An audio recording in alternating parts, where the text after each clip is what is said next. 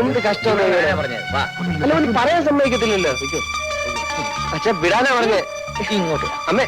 അച്ഛാ എനിക്കൊരു സ്വാതന്ത്ര്യം ഇല്ലേ? ഞാൻ ഇപ്പൊ കല്യാണം കഴിച്ചു. ഇനിയിപ്പോ എന്തോ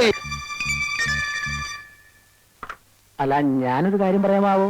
കാര്യം പറയാനല്ല, കാർ ഓടിക്കാനാണ് നിന്നെ ഇവിടെ നിർത്തിയിരിക്കുന്നത്. അല്ല കൊച്ചമ്മ സാറും പറഞ്ഞതുപോലെ ഇത് സമ്മതിച്ചു കൊടുത്താൽ നമ്മുടെ സ്റ്റാറ്റസ് തകരും, സമ്മതിച്ചില്ലെങ്കിൽ ബിൽ സാറിന്റെ മനസ്സും തകരും. ഇതിലേത് തകരുന്ന എളുപ്പം? ഇനി തകരുന്നത് തന്റെ തലയായിരിക്കും. പോടോ.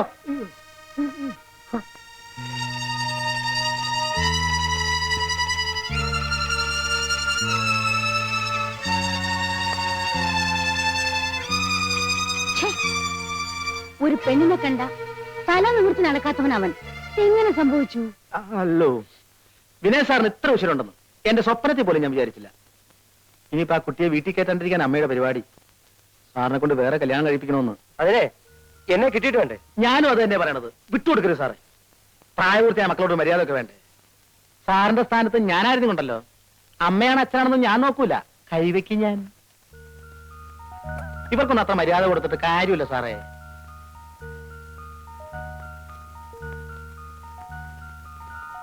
ഞാൻ ആ സമയത്തോടെ ഉണ്ടായിരുന്നെങ്കിൽ ഇങ്ങനെ ഒന്നും വരില്ലായിരുന്നു. ഡാഡിയും മമ്മിയും വലിയ ബുദ്ധി ഉപയോഗിച്ചതാ. ഏതായാലും അവരുടെ മകനായ എനിക്കും ആ ബുദ്ധി കുറച്ച് കിട്ടുമല്ലോ. ചേച്ചി ധൈര്യമായിരിക്കും, ഞാൻ എല്ലാം ശരിയാക്കാം. വരൂ.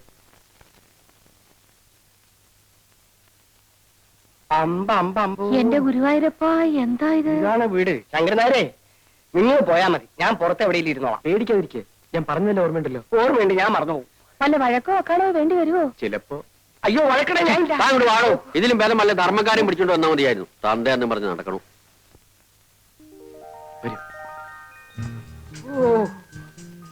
എന്റെ ഭഗവാനെ, ഇത് വീടോ കൊട്ടാരോ? ലക്ഷ്മി, എന്റെ തല കറങ്ങണം. അമ്മോനൊരു കാര്യം ചെയ്യും. ഇവിടെ എന്ത് നടന്നാലും അനങ്ങണ്ട, മിണ്ടാണ്ട് ഇവിടെ ഇരുന്നാ മതി. അപ്പൊ വല്ലതും നടക്കുവോ? വല്ല അടിപിടി നടക്കുവോ മോനെ?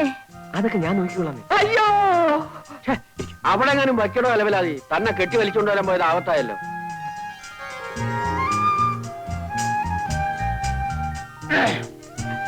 നമസ്കാരം. ചകരക്കുട്ടി.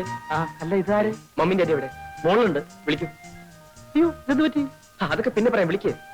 ഇരുന്നോളൂ, ഇരുന്നോളൂ. ചേട്ടത്തിരിക്കൂ. ശരിക്കിരിക്കാമോ?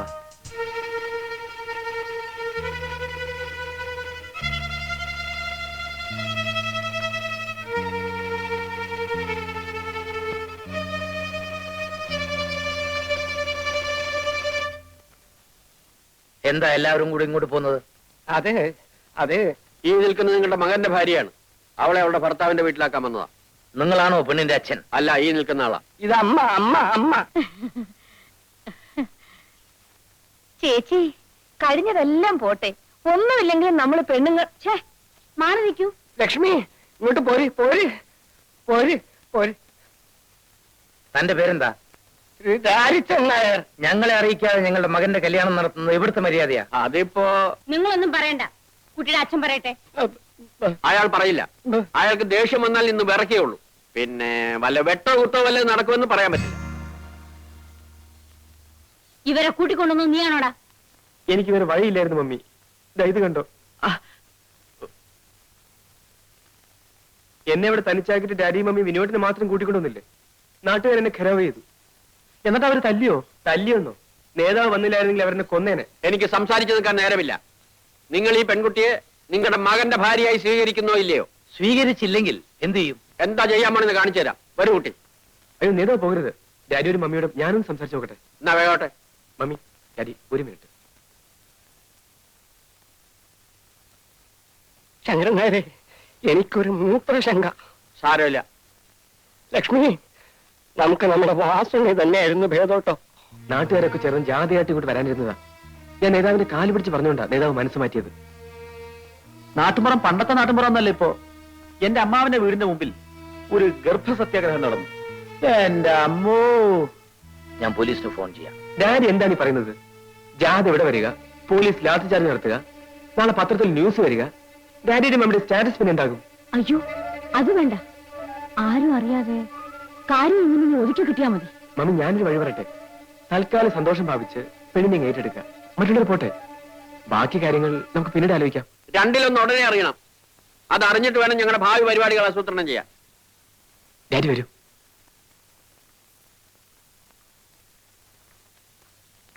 ഡാഡിക്കും മമ്മിക്കും അവരെ അറിയിക്കാതെ കല്യാണം നടത്തിയുള്ള പ്രയാസമാണ്. അത് മാത്രമേ ഞങ്ങൾക്ക് വിഷമമുള്ളൂ. അതിന് ഞങ്ങൾ മാപ്പി ചോദിക്കുന്നു. വേണമെങ്കിൽ നാട്ടിലൊരു പൊതുയോഗം വിളിച്ചുകൂട്ടി പരസ്യമായി മാപ്പി ചോദിക്കാനും തയ്യാറാണ്. അതെ, അതൊന്നും വേണ്ട. കുട്ടിയെ ഞങ്ങൾക്ക് ഇഷ്ടമായി. വാ മോളെ, ചെല്ലുമോളെ, നിന്റെ അമ്മാവിയമ്മയാ. നിങ്ങളിവിടെ എങ്ങനെത്തി? മോനെ, എനിക്കും ഡാഡിക്കും രാധയെ വളരെ ഇഷ്ടപ്പെട്ടു. അതെ, ഇനിയിപ്പോ പ്രശ്നങ്ങളൊന്നും ഇല്ലല്ലോ. എന്ത് പ്രശ്നം? ഓ, മനസ്സിനൊരു സമാധാനമായി.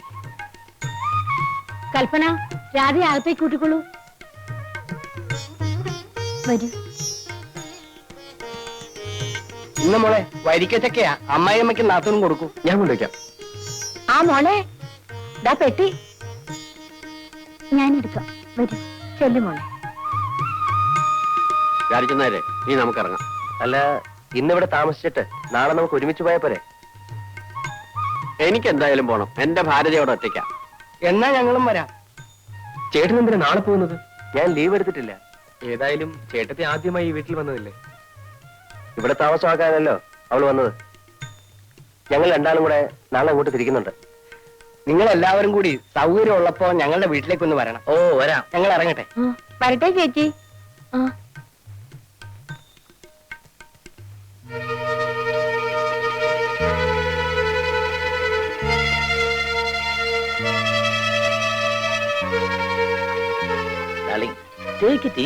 ഈസി ആയിട്ട് എടുക്കാനോ? എന്നെ തോൽപ്പിച്ചു എന്നായിരിക്കും അവരുടെ വിചാരം. ഈ ലീല ആരാണെന്ന് അവർക്ക് അറിഞ്ഞൂടാ. Then what is your plan? എന്റെ വിനു മിസ്സിസ് തമ്മിയുടെ മോളെ തന്നെ കല്യാണം കഴിക്കും. അപ്പോ ഈ കുട്ടിയോ? അവളെ എന്ത് ചെയ്യണമെന്ന് നമുക്ക് ആലോചിക്കാം. ഇതാ, ഇതിലേത് വേണമെങ്കിലും എടുത്തോളൂ.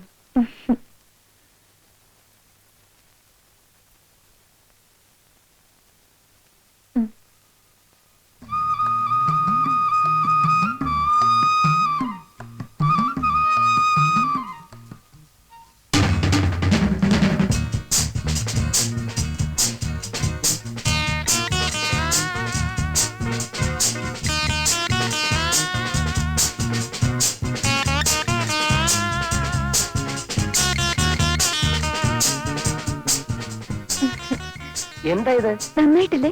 അയ്യേ, എന്തൊക്കെയാ കാണിച്ചു വെച്ചിരിക്കുന്നത്? പോയി ഇതൊക്കെ മാറ്റി വരൂ. എനിക്കിതാ ഇഷ്ടം. എനിക്കിതാ ഇഷ്ടം. നിന്റെ തലയ്ക്ക് വെട്ടാ? ഇതൊക്കെ ഇവിടുത്തെ പരിഷ്കാരി പെണ്ണുക്കെ ചേരൂ.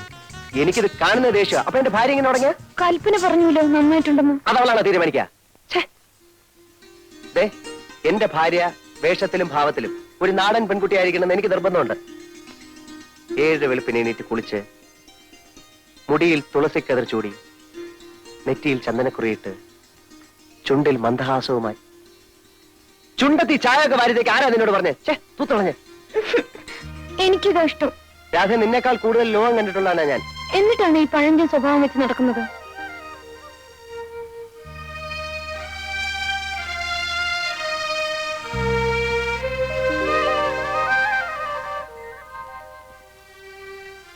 സ്കൂളിൽ എന്റെ കൂടെ പഠിച്ചിരുന്ന വാസന്തി കണ്ടിട്ടുണ്ടോ? ഞാൻ എങ്ങനെ കാണാനാ? അവളുടെ കല്യാണം കഴിഞ്ഞ് പോയ ശേഷം ഒരു വരവ് വന്നു.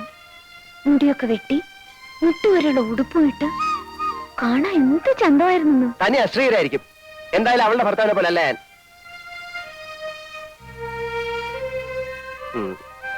ഏതായാലും കഴിഞ്ഞതൊക്കെ പോട്ടെ. നമ്മളമ്മ വെറുതെ വഴക്കിട്ട് സമയം കളയണ്ട. രാധ പോയി വേഷമൊക്കെ മാറ്റി വരൂ. എനിക്ക് കുറേയേറെ കാര്യങ്ങൾ നിന്നെ പറഞ്ഞു മനസ്സിലാക്കാറുണ്ട്. മോളെ, നമുക്കൊരു സിനിമ കാണാൻ പോവാം. വേണ്ട വേണ്ട, ഞാൻ സിനിമ കാണാറില്ല. നിന്നോടല്ലോ, അവളോടല്ലേ ചോദിച്ചത്. ഇവനൊരു പ്രത്യേക സ്വഭാവക്കാരനാ. ഇവൻ വരില്ല. നമുക്ക് പോവാം മോളെ. അമ്മേ, രാധ വരുന്നില്ല. അമ്മ പൊയ്ക്കോളൂ. എനിക്ക് സിനിമ കാണണം. നമുക്ക് പോവാനേ. വേണ്ടാത്തവരോട് എന്തിനാ നിർബന്ധിക്കാൻ പോകുന്നത്? നമുക്ക് പോവാം മോളെ. ദേ, നിനക്ക് പൊടിയരി കഞ്ഞി ചമ്മന്തി ഉണ്ടാക്കാൻ പറഞ്ഞിട്ടുണ്ട്. ഞങ്ങൾ പുറത്ത് ആഹാരം കഴിച്ചിട്ട് വരും. വാ മോളെ.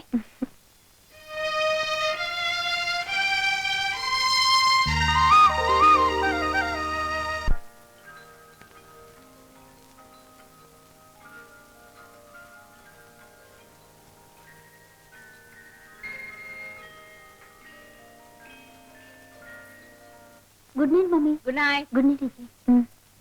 അല്ല നീ അങ്ങോട്ടാ? വിനോട്ടിന്റെ മുറിയിലേക്ക്. അയ്യോ, അവൻ ഉറങ്ങിയിരിക്കില്ലേ? മോള് ചെന്നേ കൽപ്പനയുടെ മുറി കിടന്നു. അല്ല, അത് ദേ ഉറക്കത്തിൽ എണിപ്പിച്ചല്ലേ അവന് ദേഷ്യം വരും. മോളെ രാധയെ വിളിച്ചോണ്ടെന്ന് നിന്റെ മുറി കിടത്തിക്കോ. മോള് ചെല്ല്. Good night. വരൂ.